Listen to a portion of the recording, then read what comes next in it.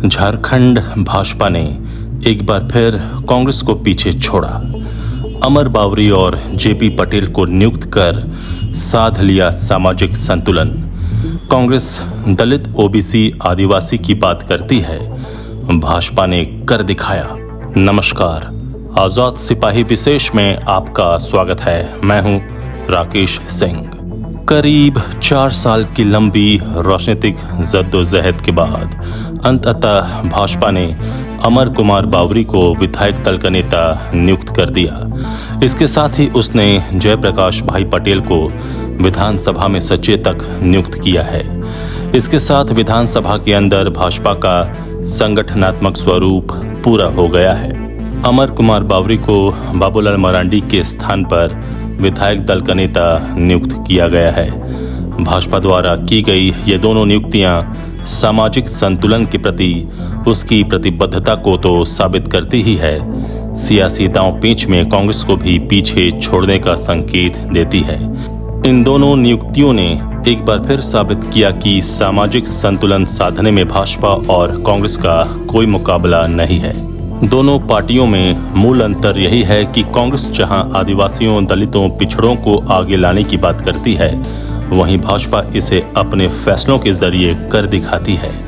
आज झारखंड भाजपा का प्रदेश अध्यक्ष एक आदिवासी है तो विधायक दल का नेता अनुसूचित जाति का नेता, जबकि 3 सचेतकों में एक सवर्ण, एक ओबीसी और एक कुर्मी है। दूसरी तरफ यदि झारखंड कांग्रेस की बात की जाए तो प्रदेश अध्यक्ष के अलावा एक मंत्री सवर्ण है, जबकि विधायक दल का नेता एक अल्पसंख्यक है। बाकी 2 मंत्रियों में एक आदिवासी और एक ओबीसी है। यानी कांग्रेस ने विधानसभा के भीतर अनुसूचित जाति को प्रतिनिधित्व तो नहीं दिया है, जिसकी वकालत इन दिनों वह खूब कर रही है। भाजपा की इन नियुक्तियों की पृष्ठभूमि में भाजपा और कांग्रेस के भीतर सामाजिक संतुलन की स्थिति की तुलना कर रहे हैं आजाद सिपाही के विशेष संवाददाता राकेश सिंह। झारखंड प्रदेश भाजपा ने अमर कुमार बावरी को विधायक दल का नेता नियुक्त कर दिया है। इसके अलावा जयप्रकाश भाई पटेल को सचेतक बनाकर उसने विधानसभा के भीतर सामाजिक संतुलन का शानदार उदाहरण प्रस्तुत किया है।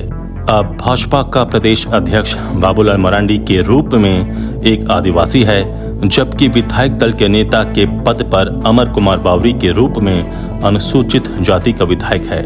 विधानसभा में पार्टी के जो 3 सचेतक हैं, उनमें विरंची नारायण के रूप में एक ओबीसी, अनंत ओझा के रूप में एक सवर्ण और जयप्रकाश भाई पटेल के रूप में एक कुर्मी शामिल हैं।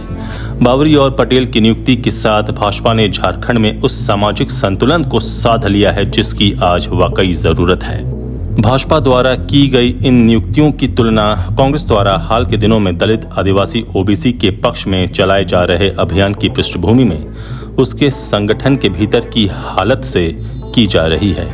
कांग्रेस ने बिहार में जातीय जनगणना की रिपोर्ट आने के बाद से अचानक जाति आधारित राजनीति को अपना मुख्य हथियार बना लिया है। उसके नेता राहुल गांधी जातीय जनगणना को देश का एक्सरे बता रहे हैं और सत्ता में आने पर पूरे देश में जातीय जनगणना कराने का ऐलान कर रहे हैं। लेकिन वही पार्टी अपने संगठन के भीतर समाज के सभी वर्गों को प्रतिनिधित्व देने के मामले में पिछड़ती हुई दिख रही है। झारखंड कांग्रेस की संगठनात्मक संरचना पर नजर दौड़ाने से यह बात शीशे की तरह साफ हो जाती है।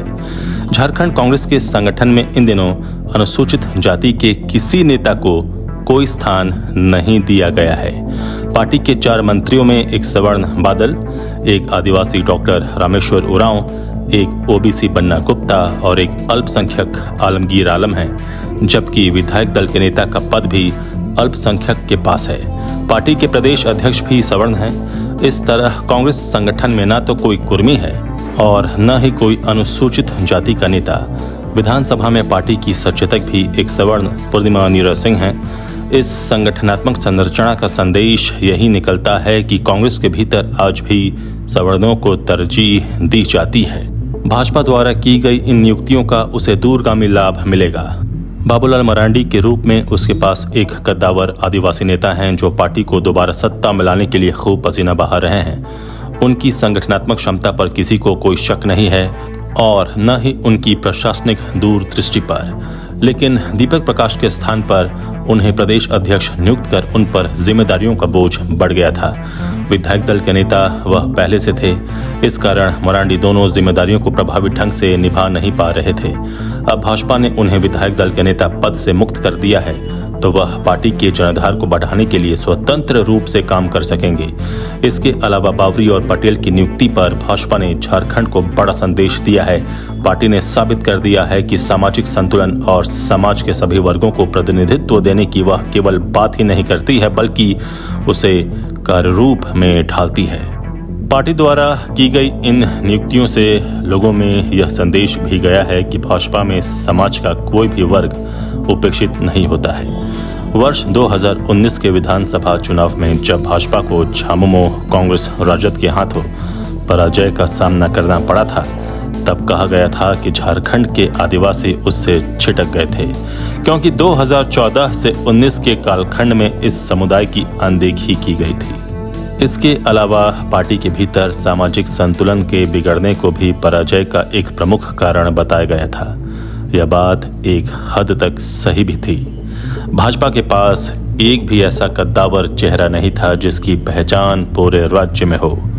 अर्जुन मुंडा के रूप में पार्टी के पास एक मजबूत चेहरा था, लेकिन 2014 में चुनाव हारने के बाद से उन्हें पूरी तरह हाशिए पर डाल दिया गया।